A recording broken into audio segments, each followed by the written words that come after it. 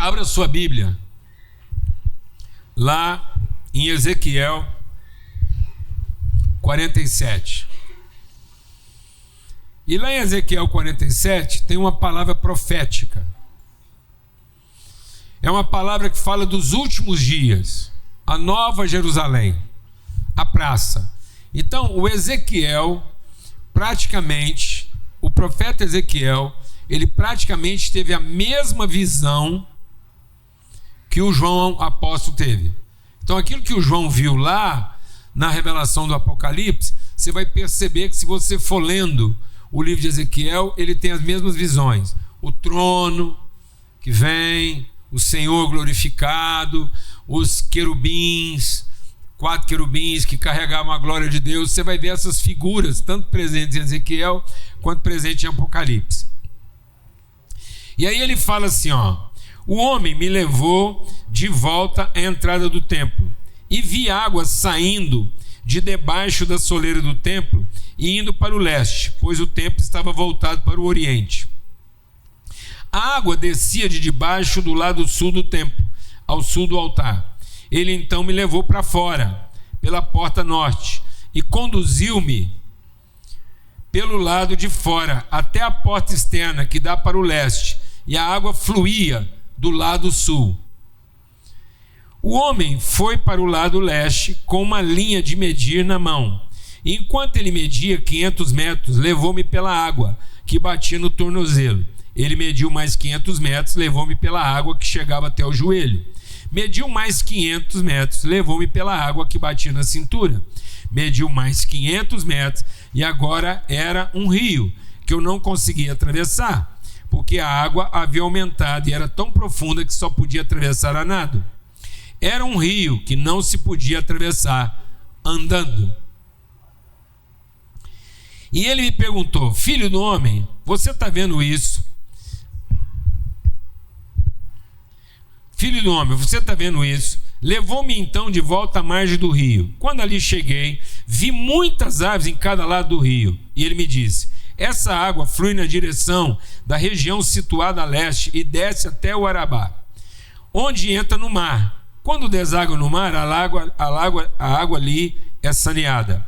Por onde passar o rio, haverá todo tipo de animais e de peixes, porque essa água flui para lá e saneia a água salgada. De modo que onde o rio fluir, tudo viverá. Pescadores estarão ao lado do litoral, desde En-Gede até em Eglaim. Ali haverá locais próprios para estender as redes. Os peixes serão de muitos tipos, como os peixes do mar grande. Mas os charcos e os pântanos não ficarão saneados, serão deixados para o sal. Árvores frutíferas de toda espécie crescerão em ambas as margens do rio. Suas folhas não murcharão e seus frutos não cairão. Todo mês produzirão, porque a água vinda do santuário chega a elas. Agora presta atenção. Seus frutos servirão para alimento, e suas folhas para remédio, para cura. Deixa o Espírito de Deus ministrar algo ao nosso coração, que eu quero compartilhar aqui sobre o significado da mesa. Foi a nossa relação com a natureza que comprometeu todas as coisas, porque nós passamos a ver a criação a partir do que eu preciso e não do que ela me inspira. Eu deixei de ser inspirado pelo fruto e passei a ser atraído pelo fruto. Então, ao invés de ser inspirado pela minha vocação, eu passei a ser motivado pela minha fome. Eu passei a ter fome da criação, em vez de representar o propósito da criação. Então a criação ficou escrava. Tudo está escravo. A galinha está escravo, o cachorro está escravo, a roupa está escrava, tudo está escravo. Toda a criação está escrava da minha necessidade, porque eu dessignifiquei. Eu passei a usar da natureza para vestir a vergonha da minha nudez, e não para representar a glória da minha identidade. Então eu não faço as coisas para traduzir quem eu sou. Eu faço as coisas para compensar a pessoa que eu gostaria de ser. Então nós estamos vivendo um mundo de compensação e não de revelação. E foi isso que aconteceu na coisa mais simples. Então Deus, quando me abençoou você e sua casa, Ele deu uma ordem. Ele já te abençoou. Então Deus não quer te abençoar. Deus não vai te abençoar. Deus já te abençoou. Quem está fazendo você fazer alguma coisa para ser abençoado é o anticristo, é o diabo. É o diabo que está dizendo para você que no dia em que você fizer, então você será. E aí ele colocou a bênção no lugar onde nunca deveria estar. Ela colocou a bênção na expectativa do futuro e não na convicção da sua eternidade. Você representa uma bênção que já foi concedida. Onde você chegar, você representa aquilo que Deus já deu. Quando você chegar num problema, você é a cura dele. Quando você chegar numa situação difícil, você é a direção daquilo que está confuso. Então você é a parte resolvida de tudo que não está resolvido. Você é um filho de Deus. E quem vê um filho de Deus verá o Pai que o enviou. Então você está sendo enviado a um mundo escravizado de carências que dessignificou toda a criação. Então a criação foi toda ela dessignificada porque ela ficou escravizada na minha carência. Então tudo, a maçã da sua casa está gemendo. A laranja que você compra está gemendo. A banana que você come está gemendo. À espera de redenção. A galinha que você comprou no supermercado, ela morreu em agonia. Porque a Bíblia diz que toda a criação está gemendo. E o que a laranja está gemendo? Ela está gemendo o fato de que ela nasceu para ser um presente seu para um amigo. Então a laranja era para representar seu afeto. A galinha que você mata era para representar seu cuidado e não sua fome. Então Deus está dizendo que tudo está confuso na nossa vida, tudo, não é alguma coisa. Não tem solução para o casamento, enquanto ele for alguma coisa para satisfazer o quê? A minha carência, a minha necessidade.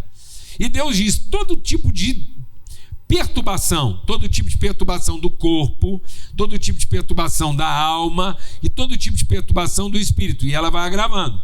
A perturbação do corpo é a carência, a perturbação da alma é a cobiça, e a perturbação do espírito é o direito. Você começa se relacionando com alguém pela necessidade, aí você evolui. Aí se aquela pessoa não atende a necessidade, você começa a encontrar nela algum tipo de vantagem, que mesmo que ela não atenda toda a sua necessidade, ela contempla o interesse. Mas se de tudo ela não valer para nada, ela tem que ir para o lugar de ser escrava do seu direito. E agora ela é o direito que você tem num casamento feliz. A igreja é o direito que você tem de uma igreja que funciona. O louvor é o direito que você tem de um cantador bom, que faz você ver Deus. Então tudo virou direito. E isso é demônio. Isso é anticristo. Isso é antivida. O direito é antivida. A cobiça é antivida. E a carência é antivida. Porque a vida está em oferecer a própria vida em oferta espontânea. Então não é a água que você bebe, é a água que você jorra. Você não foi criado para ser um bebedor de água insaciável. Você foi criado para ser uma fonte inesgotável de água. Os rios não fluirão para você. Os rios fluirão do seu interior. Então não há cansaço na vida. Se você está cansado, é porque você não está bebendo toda a água que você precisa. Porque se você se tornar uma fonte, quanto mais gente beber da sua fonte, mais água você tem para entregar. Então você não vai querer nem dormir enquanto tiver gente bebendo. Ou você já chegou numa fonte e ela está dormindo? Você já chegou numa fonte d'água, está escrito lá assim, fechada para descanso.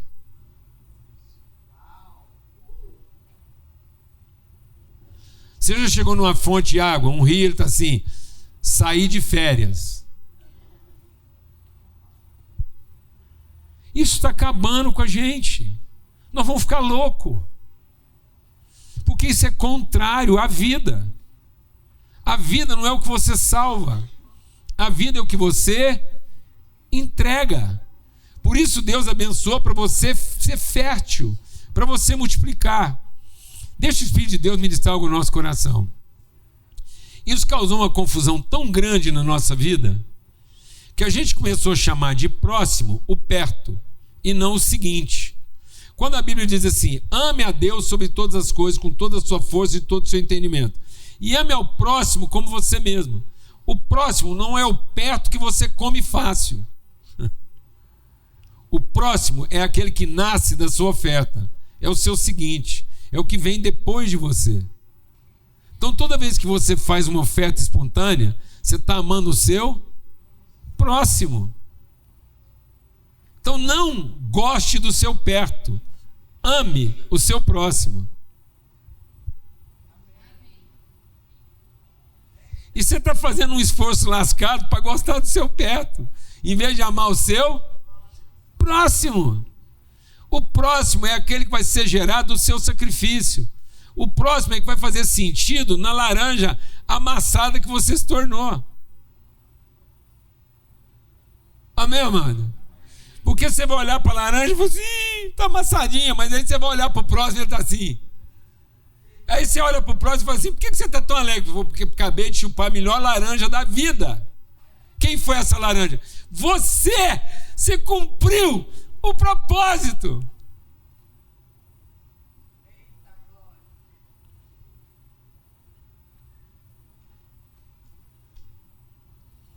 A criação era para te inspirar a respeito de quem você é. E não para fazer cobiçar o que você ainda não tem. Amém? E por que eu estou compartilhando isso? Porque aconteceu uma coisa curiosa.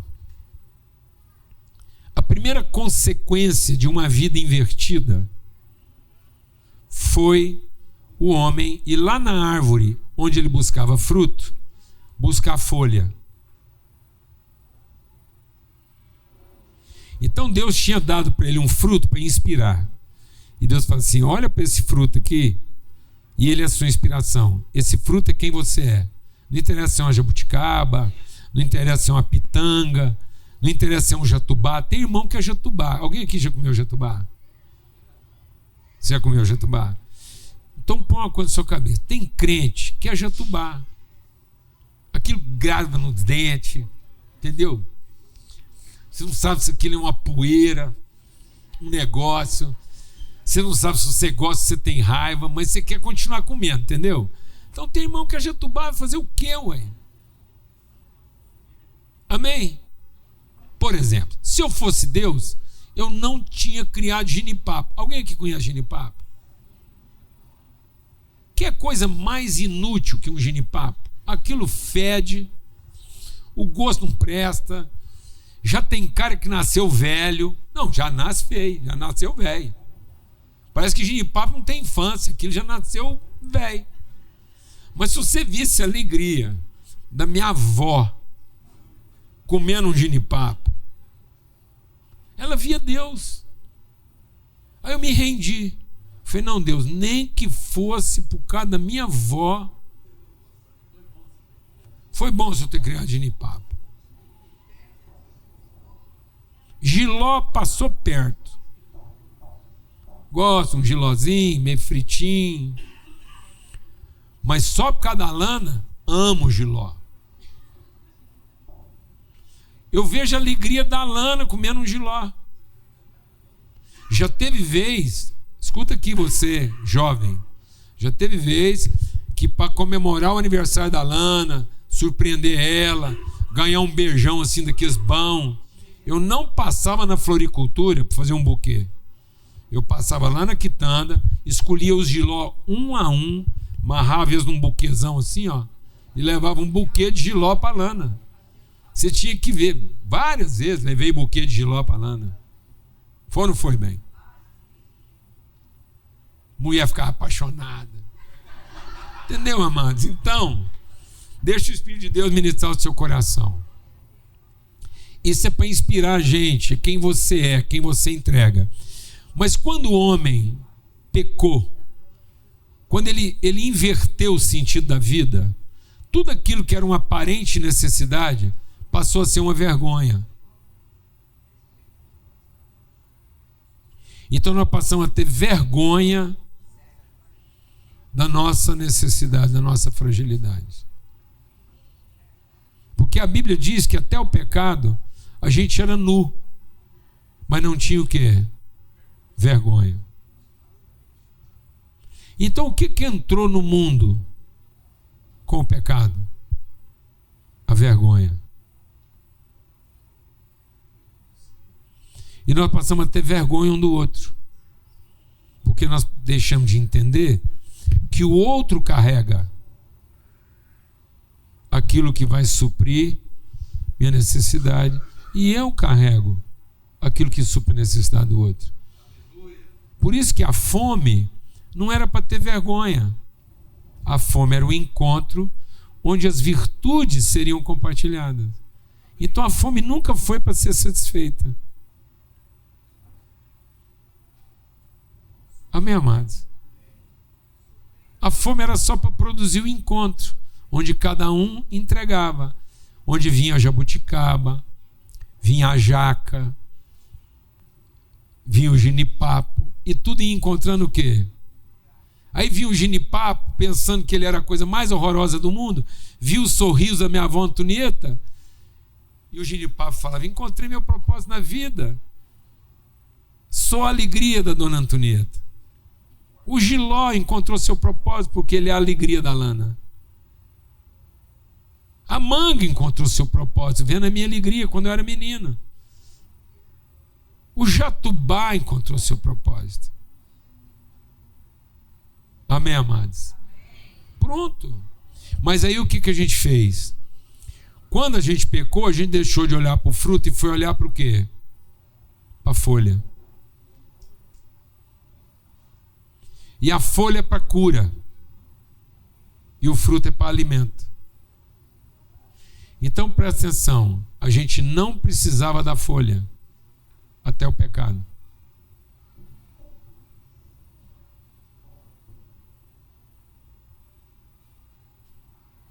Porque se a gente entendesse o propósito da fruta, do fruto, a gente não ficaria o quê? Doente. Doente de quê? Da necessidade, da cobiça e do direito.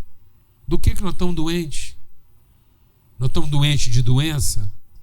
Não. Nós estamos doentes de carência. Nós estamos doentes de interesse. E nós estamos doentes de direito não atendido. Essa é a nossa doença. E como a gente tem vergonha da carência, do interesse não satisfeito e do direito não garantido, o que a gente fez? Roupa. E uma roupa mal feita que está matando a gente. Porque nós fomos fazer roupa de folha de figueira. Quem já viveu na roça aqui sabe o que é uma folha de figueira. Tem gente que já foi internada em hospital com queimadura de 3º grau por causa de leite da folha da figueira. É ou não é? Colandir. Aquilo arranca o couro. Agora imagina o Adão e a Eva. Da onde eles tiraram a ideia de fazer aquilo roupa? Porque agora eles têm uma coisa na cabeça: ter o seu problema resolvido e a sua vergonha encoberta. Pois é. Estamos entendendo isso? Que agora o foco da nossa vida é o quê? É o problema resolvido. Não é a relação estabelecida. Então nós abandonamos o fruto para focar no quê? Nas folhas. Porque agora nós vivemos pessoas de quê? Cobertas de folha. O carro é uma folha, a casa é uma folha, o dinheiro é uma folha, o diploma é uma folha, a empresa é uma folha, o casamento é uma folha. Tudo virou folha. Tudo agora está escravo de resolver meu problema. Mas quando Jesus vem e vê uma árvore cheia de folhas, ele ignora as folhas. Porque o Filho de Deus está interessado no quê? Só no fruto. O Filho de Deus não está interessado em ter o problema resolvido. O Filho de Deus está interessado em ter a relação mantida. E muitos de nós, em nome de ter o problema resolvido, nós estamos vivendo relações mal resolvidas. A nossa vergonha é tanta que a gente se esconde um do outro dentro de casa.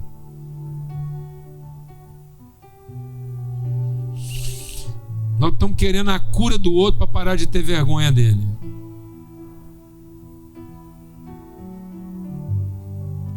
Quantos maridos eu conheço que querem a cura da mulher para ele não passar vergonha de ter a mulher bagunçada que ele tem? Quantas mulheres querem um marido curado, resolvido, para não viver a ansiedade do que vai ser o futuro delas? E com isso nós estamos perdendo o tempo do quê? Da nossa relação. Na ansiedade de ter o problema resolvido, nós já não importamos mais com o fruto. A gente só se importa com as folhas. Muitas pessoas vêm aqui, não vêm atrás de fruto para ter o que repartir. Vêm atrás de quê? De folha, para ter o problema resolvido. Não continue a ser alguém mal resolvido procurando folhas, mas como filho de Deus, seja alguém bem resolvido repartindo frutos. Vou repetir devagar. Não continue a existir como alguém mal resolvido procurando folhas, porque um filho de Deus bem resolvido, quando ele chega numa árvore, ele não quer o problema resolvido, ele quer o fruto para manter a relação. E eu tenho certeza, eu conheço o meu mestre, eu conheço meu mestre. E a Bíblia diz que quando Jesus olhou para aquela figueira, ele teve fome, e ele foi procurar um fruto. Eu tenho certeza, eu lembro da gente, menino, eu tenho certeza que se Jesus tivesse achado um daqueles figão, aqueles roxos, tá até arrebentando, sabe aqueles figos que começam a arrebentar por baixo? Ele teria pegado aquele figo e repartido ele em 12 pedacinhos.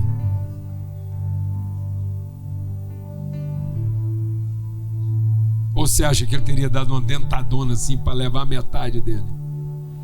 Conhecendo Jesus, o que você acha que ele teria feito? O que você acha que ele teria feito? Ele teria repartido aquele figuinho para cada discípulo dele não morrer sem saber o gosto de um figo maduro. O que você está querendo? O que você está buscando em Jesus? Folhas? É a mesma árvore. É a mesma árvore. Mas a Bíblia diz: se essa árvore só produzir folhas, o Deus vai cortar e vai queimar, porque Deus não está interessado em galhos que produzem folhas. Deus não está interessado que você seja resolvedor de problema. Deus não está minimamente interessado em que você funcione bem, se você não está cumprindo o seu propósito. Deus está minimamente interessado que você seja um resolvedor de problema, um curador de doença, um galho cheio de folhas. Se ele não encontrar em nós um único fruto que possa representar quem ele de fato é, e não a expectativa do que ele pode fazer, porque uma árvore não é conhecida pelas suas folhas, mas pelo seu fruto. E talvez até hoje você está sendo reconhecido pelas suas folhas, mas ninguém ainda te conhece pelo seu fruto. Suas folhas são impressionantes. Suas folhas são impressionantes. E todo mundo se rende às suas roupas. As pessoas se rendem às suas fantasias, porque reconhecem o tanto que elas resolvem problemas. E às vezes elas te procuram por causa das suas folhas, porque elas querem ter o problema delas, mas elas não estão minimamente interessadas em ter comunhão com você. Elas até te admiram, mas não te respeitam. Amém, irmãos? Glória a Deus. Então, em nome de Jesus, está todo mundo aqui bonitinho, de folha e de fruto, mas não distraia, não se iluda. Amém? Glória a Deus. Glória a Deus. As folhas são para cura, as folhas são para ter o problema resolvido, mas não é isso. Amém? Glória a Deus. Amém. Deus não quer que você seja um resolvedor de problema. Deus te levantou para ser uma natureza compartilhada. Se você não está podendo compartilhar a sua natureza, não adianta a quantidade de problema que você está resolvendo. Glória a Deus. Pai, muito obrigado por esse tempo de vida, de comunhão, de família. E porque o Senhor não quis montar o nosso guarda-roupa de folhas, o Senhor quis garantir a nossa mesa com frutos. É lá na nossa mesa, não é o nosso armário, não é onde a gente deposita as nossas riquezas, mas é onde a gente compartilha nossas virtudes. O seu compromisso não é com nenhuma outra coisa, a não ser com a mesa, onde nós compartilhamos nossas virtudes. E não, ó Deus, os depósitos onde nós guardamos as nossas riquezas. No nome de Cristo Jesus, o Senhor, que o amor de Deus o Pai, a graça do Filho, a comunhão do Espírito Santo de Deus seja sobre todos, hoje e sempre, em todo lugar. Amém e amém. Graças a Deus, aqui você pode regar o pé da figueira para que a gente continue a produzir frutos, tá bom?